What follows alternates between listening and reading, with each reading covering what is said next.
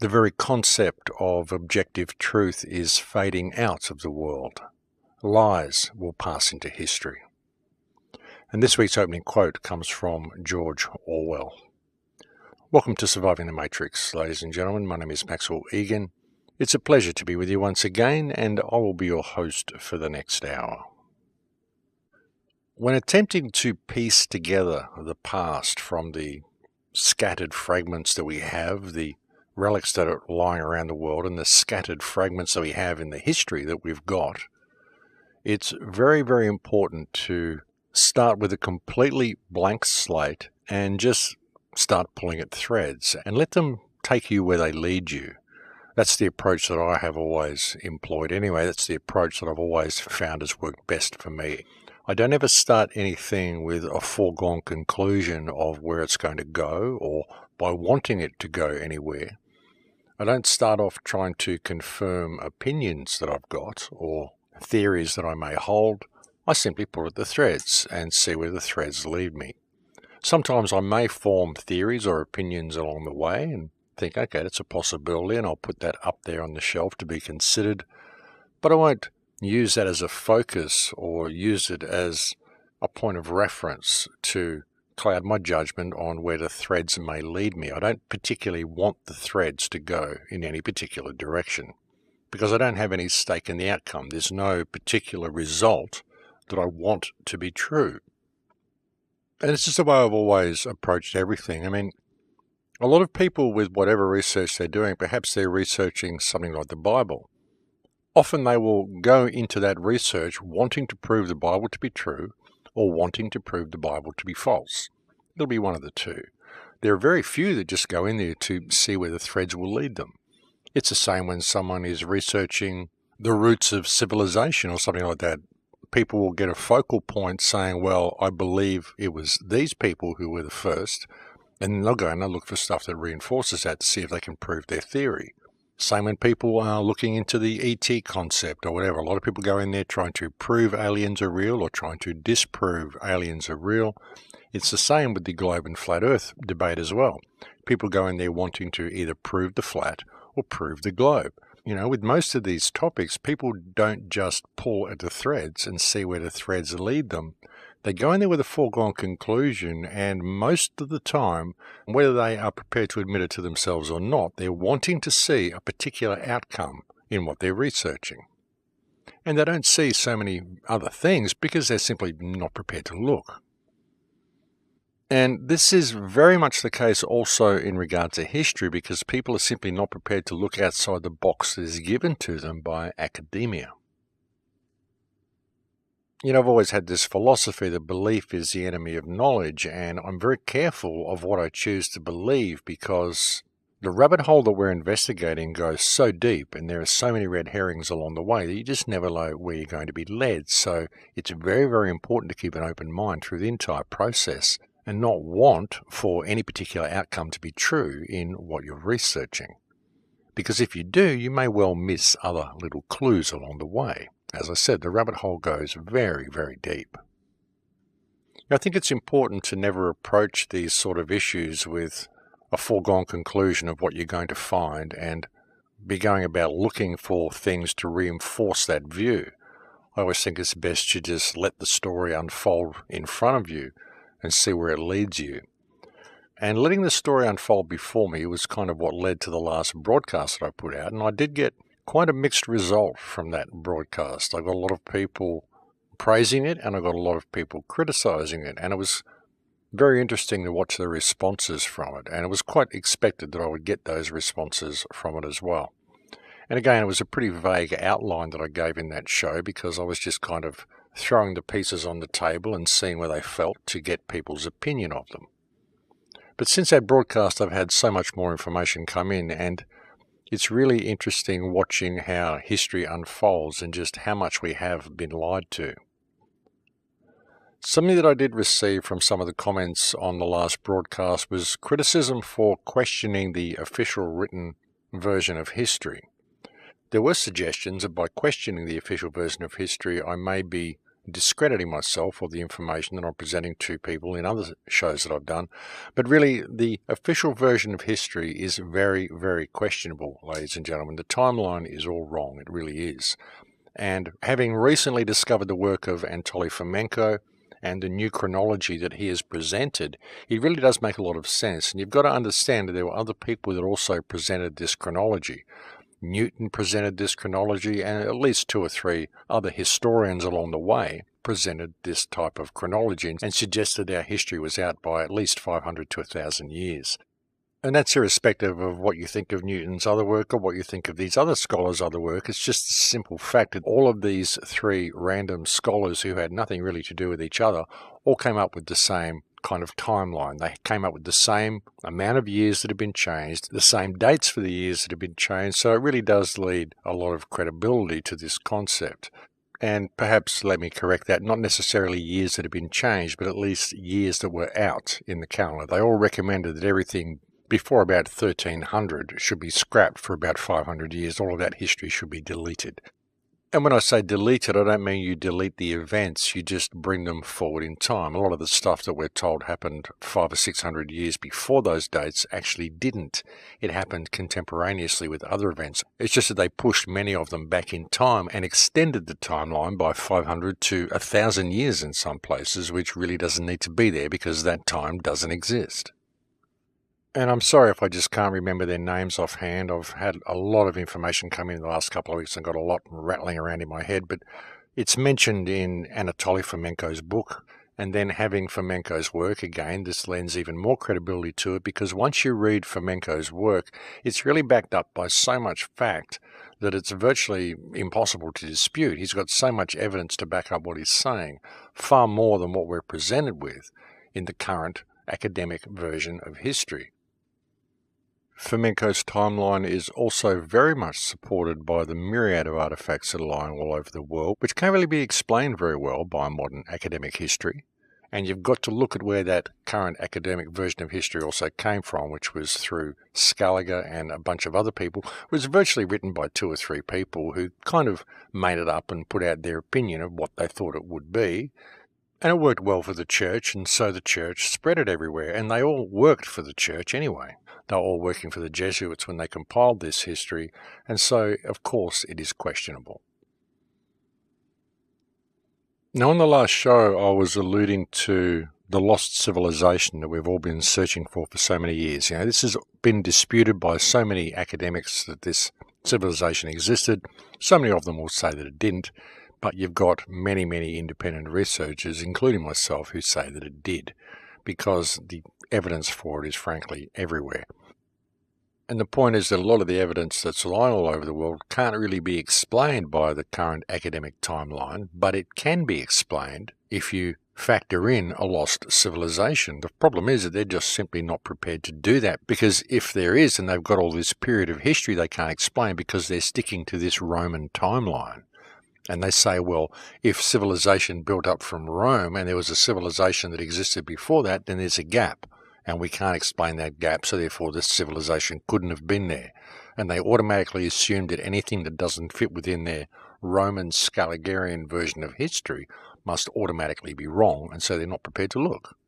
And it's a very counterproductive way of looking at things, simply because they've got this box that they're forced to fit everything into, and if it doesn't fit within that box, then it must be false. And that's the predisposition of most modern academics in regard to history. It has to fit with the currently accepted timeline, or it's to be disregarded and put on the shelf as a great mystery, never to be looked at again. But as I said, if you factor in the reality that there was a lost civilization that actually existed up to quite recently and that the timeline is wrong, all of the artifacts fall into place. And if you really look at it on a wider picture, the development of technology that we've seen right up to this 5G grid we're seeing rolled out now also falls into place. How it's all been able to be achieved so quickly. And I went through a lot of that last week on the radio show. But if you want to know more about this, I do urge you to get hold of A.T. Fomenko's book, History, Science or Fiction. It's a series of 6 or 7 books, and I do urge you to look at that. It really is a very thorough and very comprehensive revision of the current chronology. And again, if you would like a very in-depth report on just how much evidence there is supporting the existence of a lost civilization lying around the world, I do suggest that you go to a YouTube channel called New Earth and watch a series called When the Survivors of Atlantis Wake Up.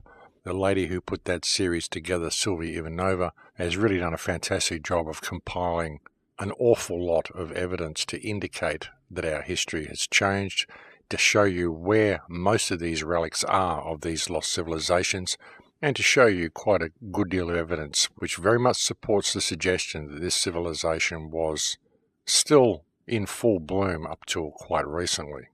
And this is also backed up by my research and by the research of many other people. It's just that she has compiled a very, very comprehensive series here in an 18-part video series, and I do recommend that you go and watch that.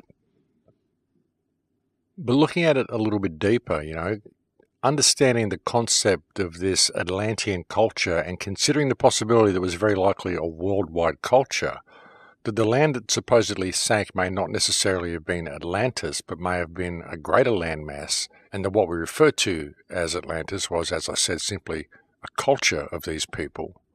It brings other possibilities into question, especially when one considers the possibility of the ancient landmass referred to as Lemuria or Mu, the great land that was apparently at some stage in the Southern Ocean, and you'll find that this is actually supported by many legends as well.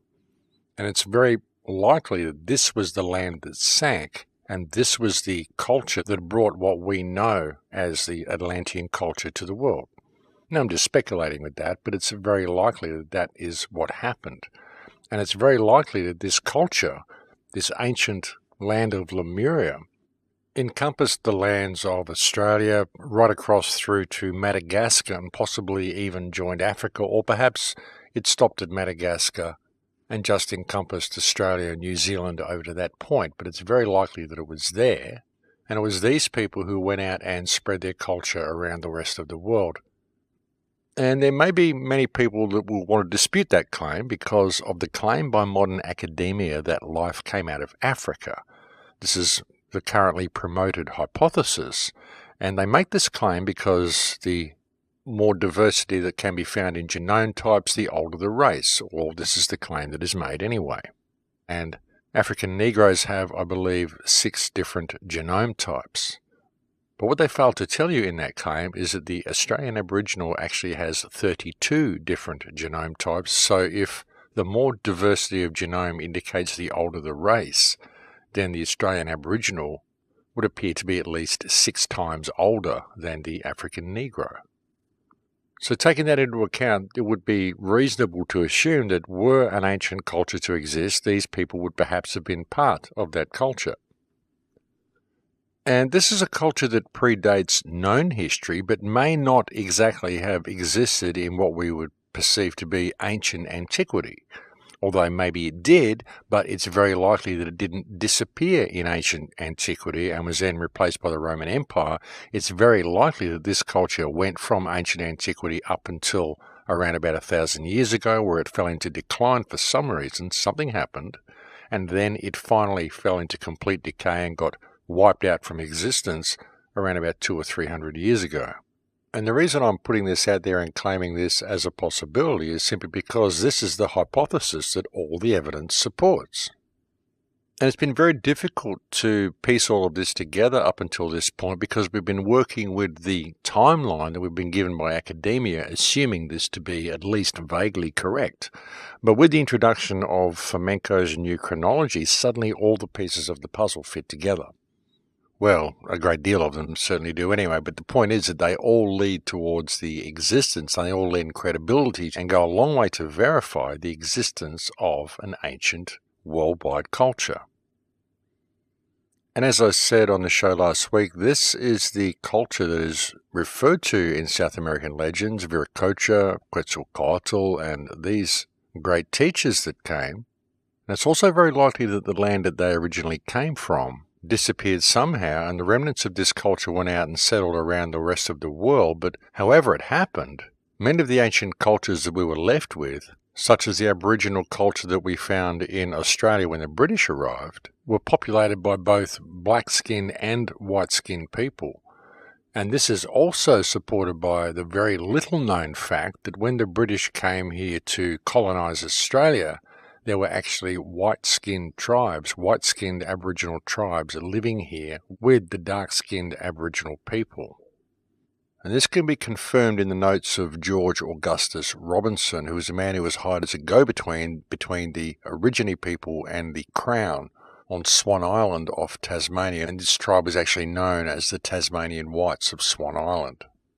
And as I said, very, very few people know that, but there were white people in amongst these tribes, and the very interesting thing about these tribes, all of the Aboriginal tribes in fact in Australia, was the language that they were speaking. Because really when you're trying to trace the roots of civilization, something that many people overlook is the linguistic comparisons and the linguistic similarities between many of these races, and search for the root race or the root language of these races. Because if there is a root language that can be traced to all continents, then we do find the root language of this lost culture, this lost civilization. And if we do that, then we do identify the fact that it was a worldwide civilization, simply because a worldwide language would clearly confirm a worldwide culture. And not only that, but were we to find a worldwide root language, we would also identify the language that existed before the confusion of the tongues. And that's a very significant thing, folks, because were such a language ever to be found, then that blows the entire official version of history clean out of the water. Because, as I said, a root language, a worldwide root language, identifies clearly a worldwide culture that existed on this earth. Okay, so enter the research of a little old Hungarian man who came to Australia just after World War II. He was a builder, but also an outstanding linguist. It was a hobby of his, and he spent most of his life since arriving in Australia after World War II researching history, in particular the Australian Aboriginal languages. And what he used to do was he used to go to the Mitchell Library in Sydney, into the special reading room archive collection, and usually only academics can get access to these types of books, but he was granted access in the 1960s by the head of Sydney University, simply because the head of the university was very impressed by his remarkable linguistic skills and figured he was safe and he knew what he was doing, so he let him in there to study. And so that's how he used to spend his time, mainly sitting in the Mitchell Library, reading through very old books and journals from the very early days of Australian colonisation, and generally any other rare old books from around the world that he could get his hands on. Now, the man I'm referring to is a Hungarian man by the name of Attila Flink. And I'm not sure if I should mention his name because I may get in trouble for doing so, but hey, I'm going to do it anyway. Because he was quite well known in some circles. He actually did speak before a parliamentary meeting once to present his research. This was in the early 70s. There was a man called Sir Charles Wentworth actually supported his work and got him to speak at a parliamentary congress with international delegations present. And after he presented his work, the Chinese delegation booed and got up and left the conference.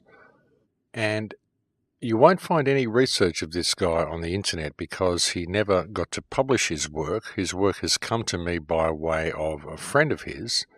And it's not actually his work, it's simply notes that this person took of the work that this man was doing.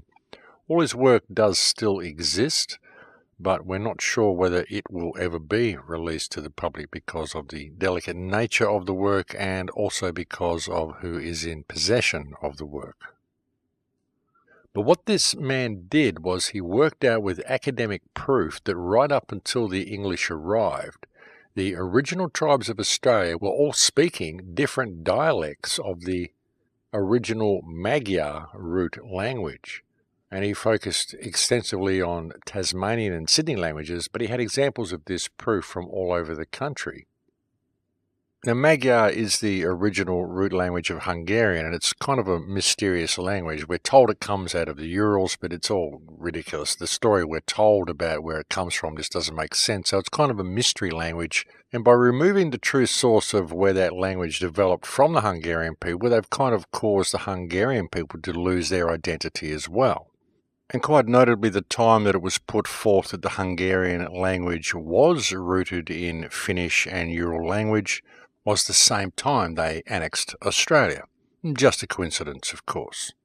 But he clearly identified the language of the original people of Australia as having its roots in Magyar. So, of course, Magyar could not have had Finnish and Ural roots, otherwise it wouldn't be found in Australia, and obviously has to come from a wider source. And he realised this because he was actually able to translate many of the old Aboriginal words into Hungarian phrases, and he was also able to communicate with many of the older Aboriginal tribes because of the root language they were using was basically the same as the Hungarian root language, which is Magyar.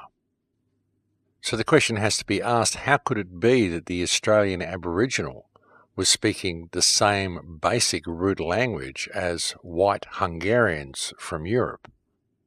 And upon further research, it would also appear that he confirmed that this was also the same root language that was being spoken by tribes in the Incas, the Ecuadorians, the Polynesians, and the Melanesians as well.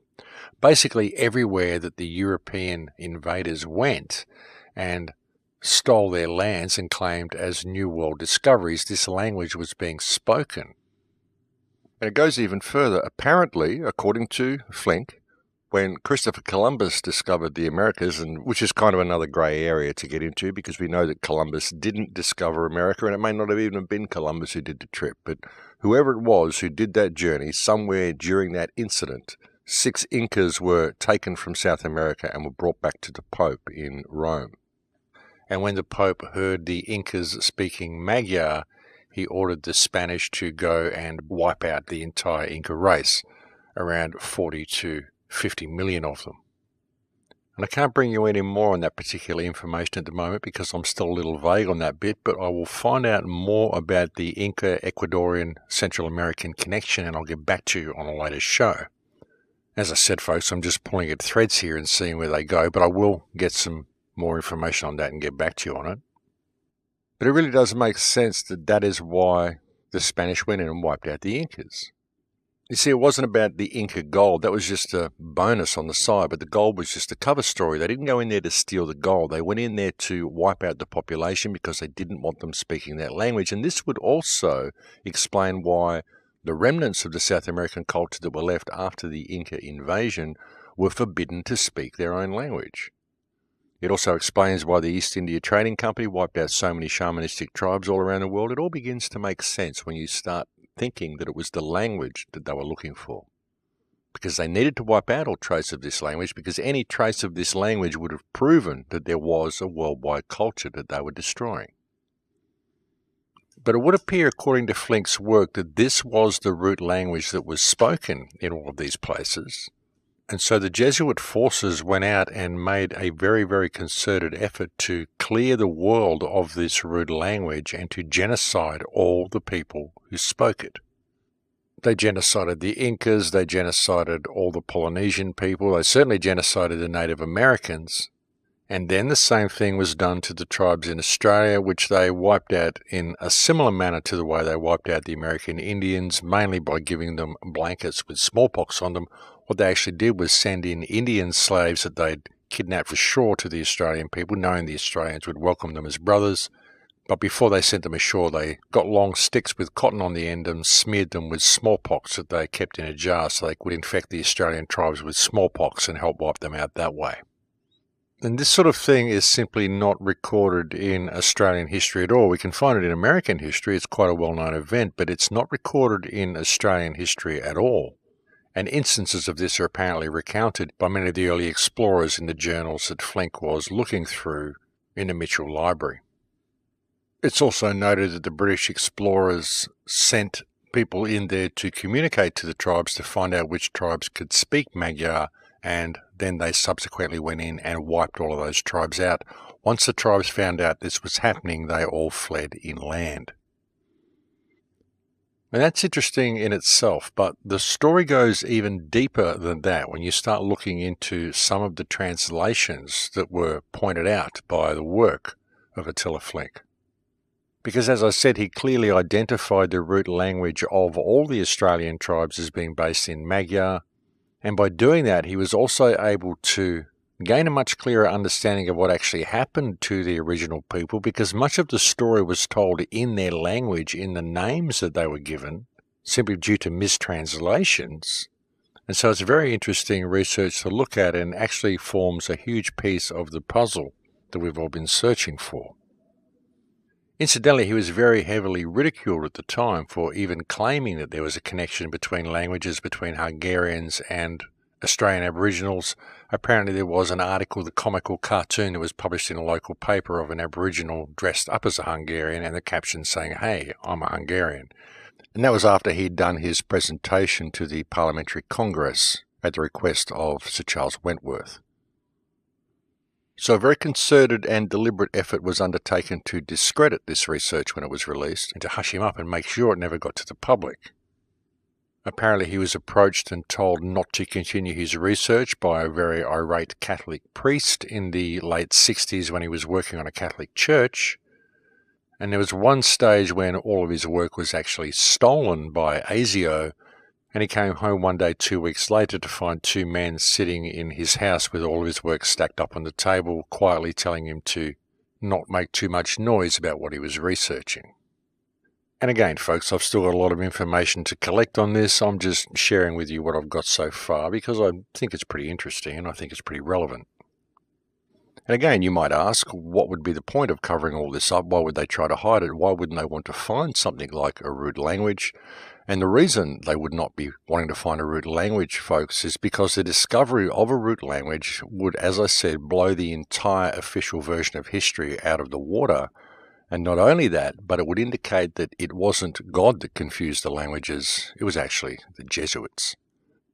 And what sort of an impact do you think that information would have on some people's belief systems?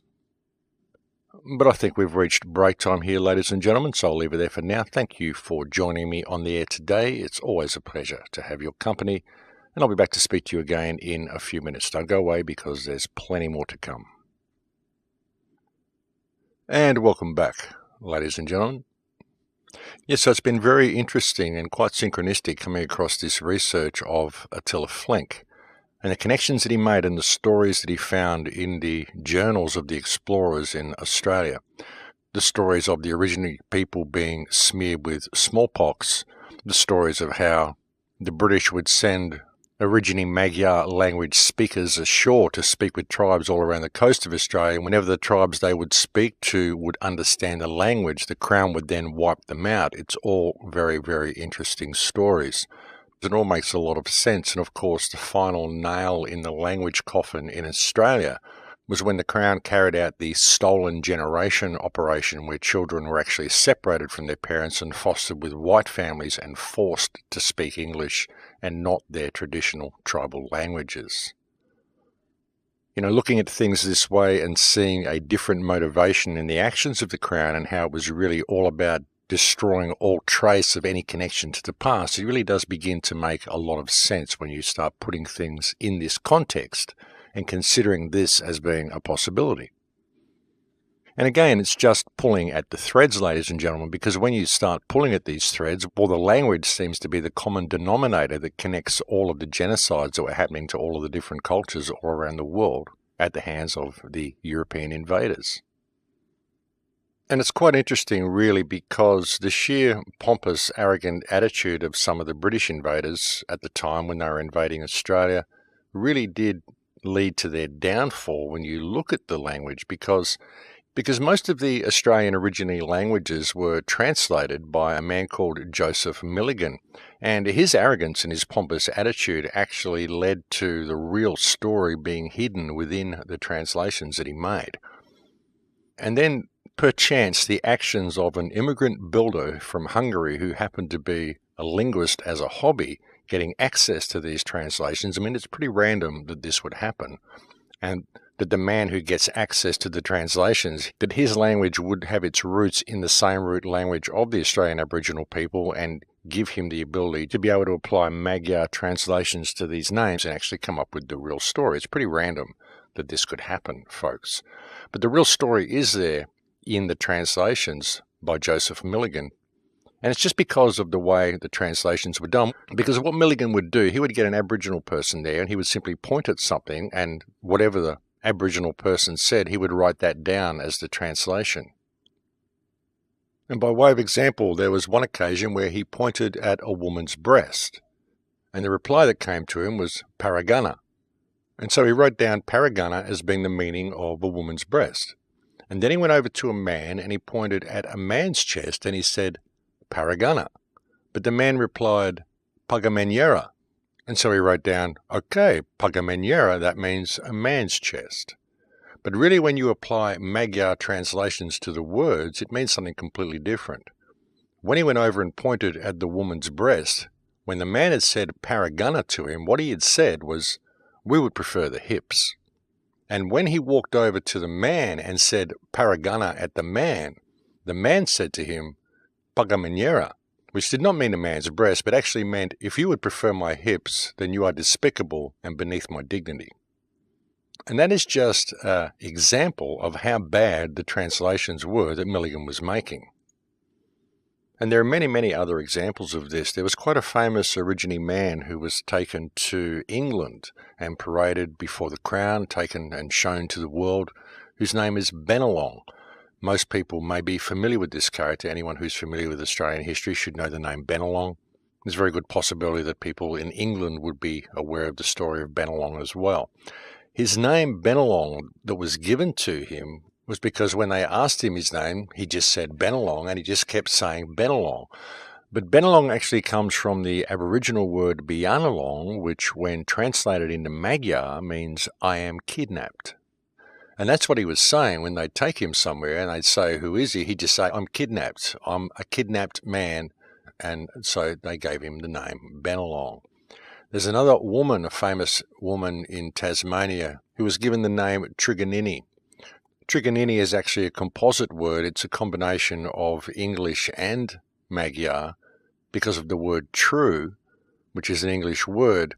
And she was given that name, Triganini, because she kept saying Triganini, Triganini. When they took her to the courtroom, she kept saying Triganini. But what she was actually saying when you put the Magyar translation to it is, tell the truth what happened to my brothers. Because what had happened when the Aborigine people had arrived on Swan Island, the British had cut their hands and feet off as they were leaving the boats and left them to bleed out and die on the shore. And as it would appear through Flink's research that the Aborigine people of Tasmania had strong Magyar roots in their language, it also becomes quite clear why the Tasmanian Aborigine tribes were genocided so completely. Another very interesting story is a story that comes from handwritten notes where there had been white whalers who had been raping Aborigine women in Tasmania, and the chief of the tribe called these whalers Magara Rage. This is another mistranslation, as where Magara was translated as meaning stop and Raga as meaning white man. But what Magara Rage means when translated correctly is Magyar devil spirit. And this is very, very significant, folks, because it shows that the Tasmanian Aboriginals already had a reference to white men as Magyar before the British arrived.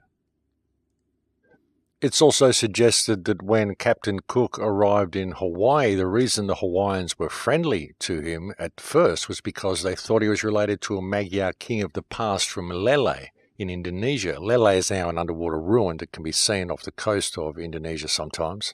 And they literally thought when he arrived that he was a god, or at least royalty, and so Cook had no option but to go along with it.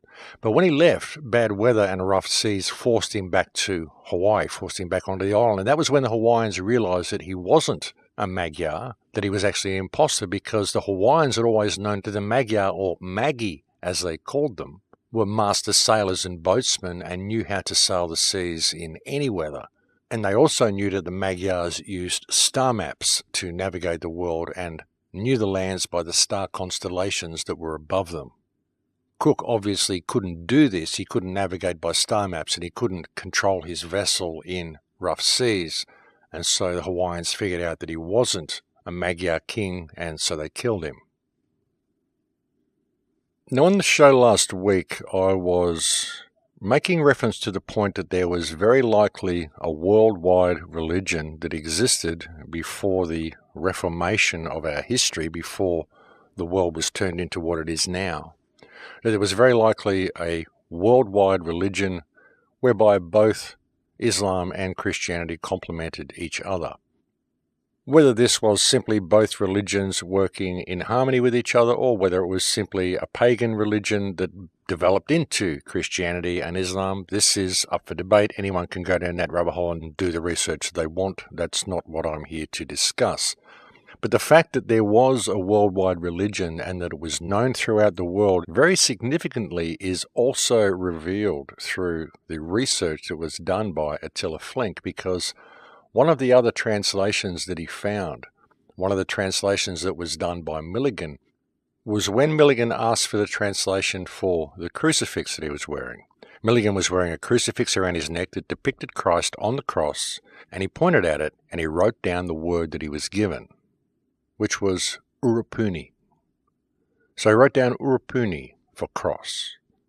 But when translated into Magyar, the word Urapuni means the Lord God for your crime. Now, how on earth would an Aborigine tribesman from Tasmania would be aware of the reference in the Christian faith to the man on the cross being the Lord God for your crime if he was not already aware of the Christian faith, because he had encountered it before, because there was a worldwide culture and a worldwide faith accompanied by a worldwide common root language that once existed on this earth not too long ago. And he also had enough memory to know that the white people were Magyar. Now you look at what they've done to destroy regional dialects in all of our countries. You go to Italy, look at all the regional dialects that have been destroyed in Italy.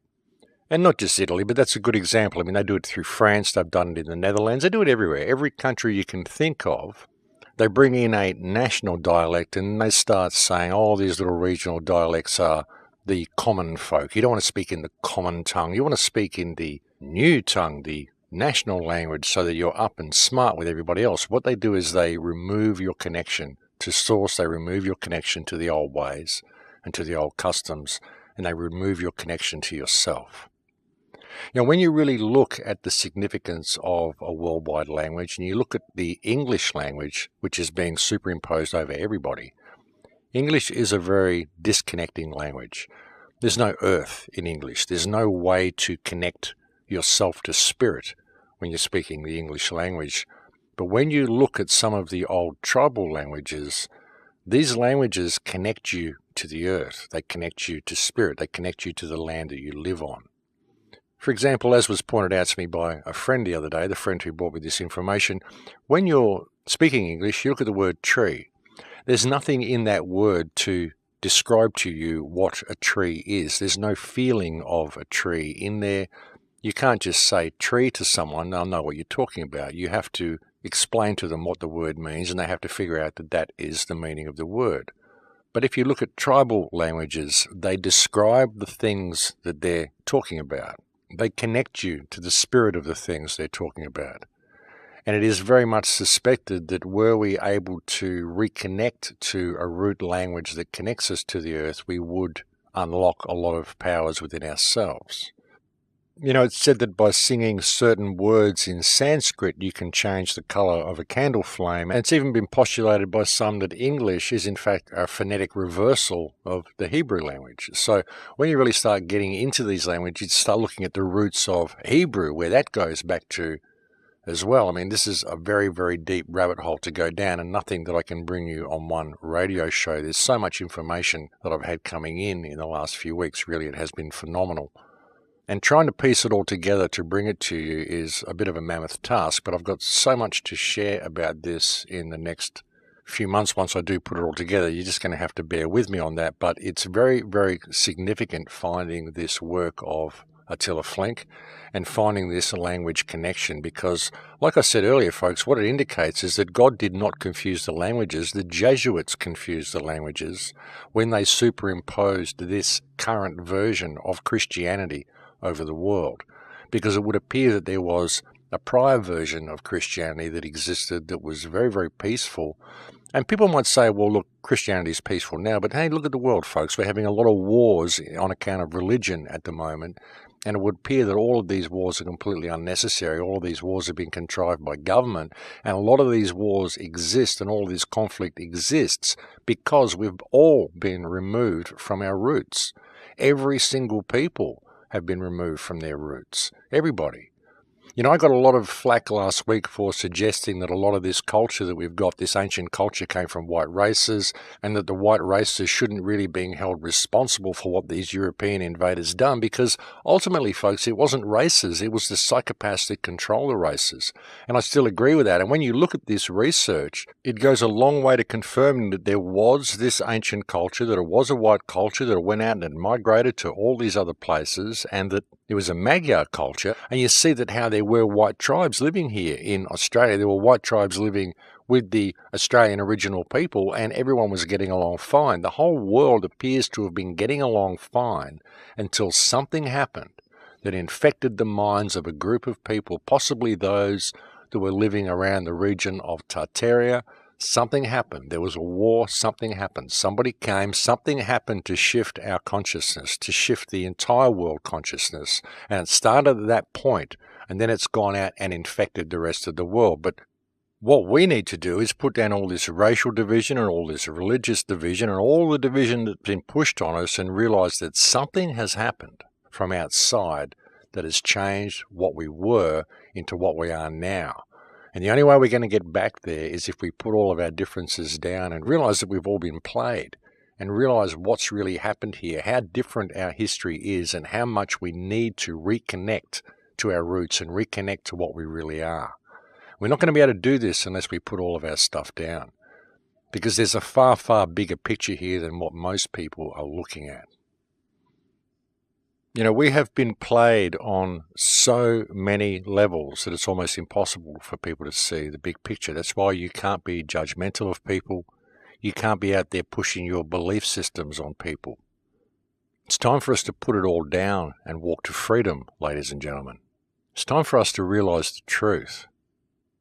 All humans on this earth are all family. We all have a common ancestor. We are all ultimately each other's kin. And it's time for us to unite as one kin, as one human family. You know, over the last 10 years since I began this radio show, myself and many others have presented an abundant amount of evidence to the world to expose the corruption of our governments, expose the corruption of this system that we're forced to endure in this human experience. And it's been done in an effort to find the truth and to help inspire people to stand up for themselves and step away from a system that they ultimately do not need. And we don't need this government system. This government system creates all of the problems that we face as a human species. It really does. And it's because, as I said last week, there are two species here. There are humans and there are those who look like humans, but they are psychopaths and they do not have human qualities, and they use all of our human qualities against ourselves. And we've got to put it all down. We've got to realize how we've been played and realize the significance of how big the lie is that encompasses us.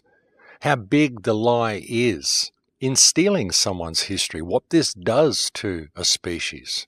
How when you remove the roots of people, you remove their knowledge of who and what they are. You know, even the whole concept that the ancient race that existed was a Magyar race that spoke a Magyar language, and you look at the root of the word Magyar being in Magi, the whole concept of the magician, the whole concept of the powers that we had when we were connected to the earth. When you look at some of the ancient cultures and some of the ancient structures and some of the things that we did, and no, I don't believe that these things were built by alien races. I don't believe that they were built by the gods. I would suggest that we built a lot of this stuff. I would suggest that we were far more connected to this earth than what we are now, because we knew who we were. We knew what our relationship to this world was. We knew what our relationship to each other was. But something happened to interfere with that connection. And really, when you look at the new history that's been presented by Flamenco, go and look at some of the monuments that are lying all around the world. And again, I recommend that series by Sylvia Ivanova, When the Survivors of Atlantis Wake Up. And again, folks, it doesn't matter whether you disagree with her New Age concepts or you disagree with the fact that she drinks ayahuasca or whatever. Forget all of that stuff. Put it all aside. It doesn't matter what your belief system is. Look at it from a historical perspective and look at the evidence, because it's there. And I've gone out and I've seen most of it for myself, so I can verify what she's put in that video is all there. You know, history may seem like an insignificant thing to people. Whatever happened in the past is in the past and it doesn't matter, but it does matter. It is extremely significant, and I urge people to get involved and to find out about the past and to find out what happened. And to consider what we could achieve if everybody woke up to what the reality of this situation is. You know, if everybody were to realize how different our history really is and that we were living in a peaceful culture not too long ago, it would change everything. And for those people who ridicule that statement, how could you say that we lived in a world without war? Well, what you're looking at are history books that have been given to you by the people who control things now. And you have no way of verifying any of them. Because when you go and look around the world, there's nothing to verify the modern Scaligerian version of history, the modern academic version of history that we're all taught. There's actually nothing to confirm that any of it's true. Sure, we've got monuments lying all around the place, but there's no way to date them effectively. Carbon dating is completely ineffective simply because of the way they do it and the reference points that they choose to use to begin with, which can no way be confirmed. So there's really no way for us to confirm the age of anything that we're told. All we know is what we're told. But if you go out and you look around the world, as I keep saying, the evidence tells a completely different story, and the discovery of this work by Attila Flink, again, opens up an entire new perspective of what really happened. And I know it might be very confrontational for people to even consider some of the stuff that I've shared with you today. It may be very confrontational for Christians to consider this, the thought that perhaps Genesis 17:11 is wrong, the concept that perhaps it wasn't God who confused the language, that perhaps it was the Jesuits. But like I said, folks, I'm just pulling at threads and seeing where they lead. And if it is possible that there was a version of Christianity that existed before the Jesuits got hold of it, and that Christianity and Islam were living in a peaceful situation together with no war, isn't that something worth considering? Personally, I think it is. You know, and even when you look at some of the original Christian ceremonies, some of the original Islamic ceremonies, these all involved incense and smoke and all of this sort of stuff. You look at some of the shamanistic ceremonies, they all involve incense and smoke as well. None of them really involve blood sacrifice, so you've got to wonder where that came from, how that was ever introduced into the Christian faith, and what sort of a God would be asking for a blood sacrifice. Where did that come from? I could point at another religion that has gone so far unmentioned on all of these shows that I've been talking about history, but I think you know the religion that I'm pointing at. But I want to sort of do that without really pointing the finger at anybody. I just want to let the cards fall where they may, and I don't wish to suggest that anybody might be the problem. I just want to put all the evidence out there and pull at the threads and encourage other people to pull at the threads as well and see where they lead.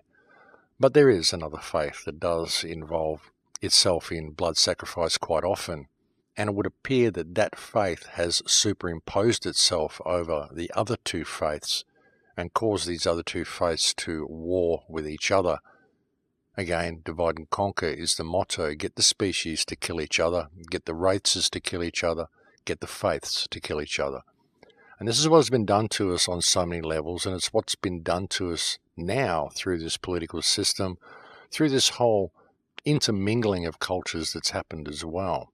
You know, multiculturalism isn't about sharing cultures with each other. It's about homogenizing the human race and creating sectarian sections within cities that can be played off against each other, which is what's been done.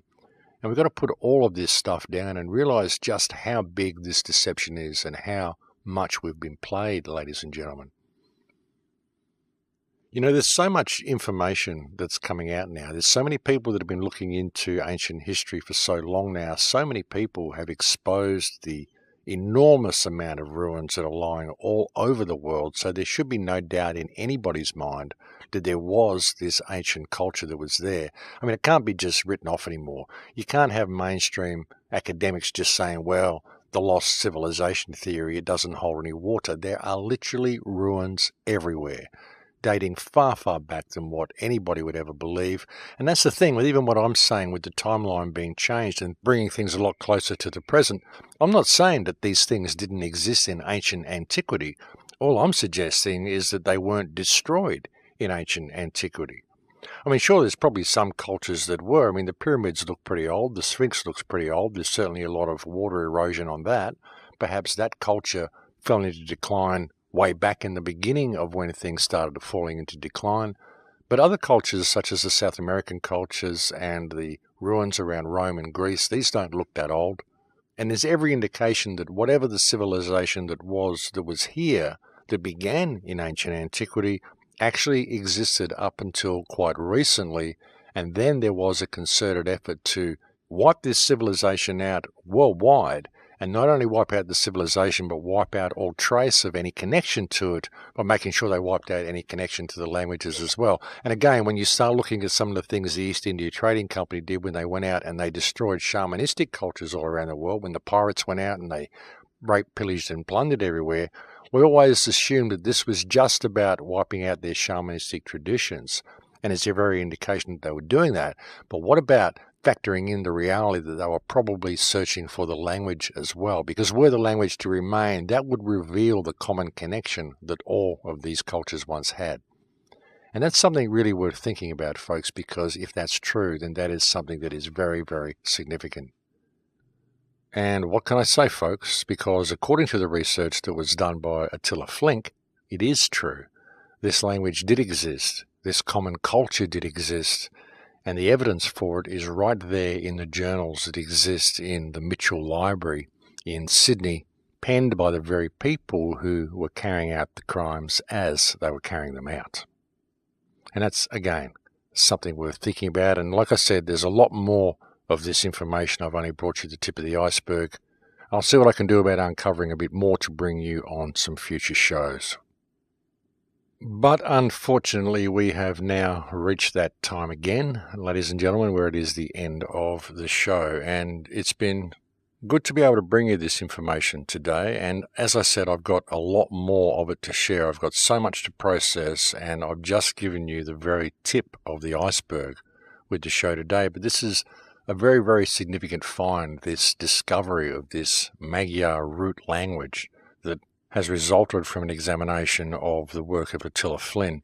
Unfortunately, Attila Flynn died before he could publish his work, but there is still hope that we will get access to the originals and that we will be able to get more of this information out to the public, because I think it is very, very needed information, but it is very suppressed information, and I cannot think of any other information which is more damaging to the current status quo than the discovery of this root language.